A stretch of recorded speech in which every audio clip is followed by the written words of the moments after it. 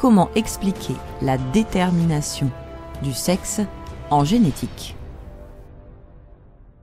Pour cette explication qui sera sous forme de schéma, il serait très fastidieux de représenter les 46 chromosomes d'une cellule humaine, les 44 chromosomes ordinaires et la paire de chromosomes sexuels. Pour expliquer la détermination du sexe de l'enfant à venir, ce sont surtout les chromosomes sexuels qui nous intéressent, X et Y.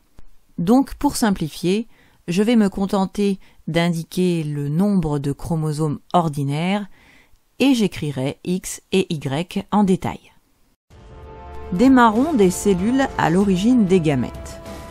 Chez une personne de sexe masculin, le père, il y a donc 46 chromosomes par cellule, dont 44 chromosomes ordinaires et une paire de chromosomes sexuels X et Y. Les cellules à l'origine des ovules chez une femme comporteront 44 chromosomes ordinaires plus une paire de chromosomes sexuels XX. Ces cellules vont subir la méiose, processus de double division cellulaire menant à la division par 2 du nombre de chromosomes. Les cellules obtenues seront les gamètes, les cellules reproductrices, spermatozoïdes chez l'homme, ovules chez la femme. Dès la première division de méiose, les chromosomes d'une même paire sont séparés. Si pour chaque paire, la répartition des 2 chromosomes est aléatoire, en définitive, chaque cellule reproductrice reçoit bien un chromosome de chaque paire. Un chromosome numéro 1, un chromosome de la paire numéro 2, un chromosome de la paire numéro 3, etc. Donc chaque gamète comporte en tout 23 chromosomes, 22 chromosomes ordinaires plus un chromosome sexuel. La paire XY se sépare. Un gamète va donc recevoir le chromosome X, alors que l'autre va recevoir le Y. Les cellules à l'origine des ovules n'ayant que des chromosomes sexuels X, chaque ovule reçoit obligatoirement un chromosome X. Ces cellules reproductrices ainsi formées pourraient alors réaliser une fécondation. La fécondation est la fusion d'un gamète mâle avec un gamète femelle. Elle aboutit à la formation d'une cellule œuf et elle rétablit le nombre de chromosomes de l'espèce. Chez l'être humain, 46 chromosomes en tout. Pour comprendre pourquoi naissent autant de filles que de garçons dans l'espèce humaine, il nous faut étudier maintenant comment se forme le binôme de chromosomes sexuels lors de la fécondation. Le contenu du premier spermatozoïde schématisé ici comporte un chromosome X.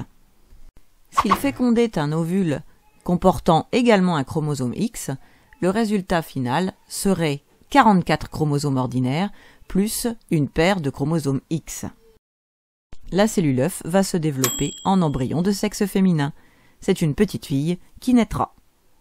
Si la fécondation se réalise entre un spermatozoïde possédant un chromosome sexuel Y et un ovule possédant obligatoirement un chromosome sexuel X, le résultat sera toujours de 46 chromosomes, 44 chromosomes ordinaires et une paire de chromosomes sexuels XY. L'embryon sera donc de sexe masculin. Il est déjà évident avec ces 2 exemples que le sexe de l'embryon qui va se développer dépend donc du chromosome sexuel apporté par le spermatozoïde. Nous obtiendrons des résultats similaires avec une fécondation réalisée avec le 2e ovule schématisé ici. Ainsi, une fécondation entre un spermatozoïde apportant un chromosome sexuel X et un ovule ayant lui aussi obligatoirement un chromosome sexuel X aboutit à une cellule œuf à 44 chromosomes ordinaires et une paire de chromosomes sexuels XX. Nous avons à nouveau un embryon de sexe féminin puisque le spermatozoïde a apporté un chromosome X. S'il apporte un chromosome Y, cette fois-ci, la fécondation aboutira comme dans notre 2e exemple à une cellule œuf à 44 chromosomes plus une paire de chromosomes sexuels XY. Et parce que le spermatozoïde aura apporté cette fois-ci un chromosome sexuel Y, la cellule œuf comportera la paire de chromosomes XY, et donc l'embryon sera de sexe masculin.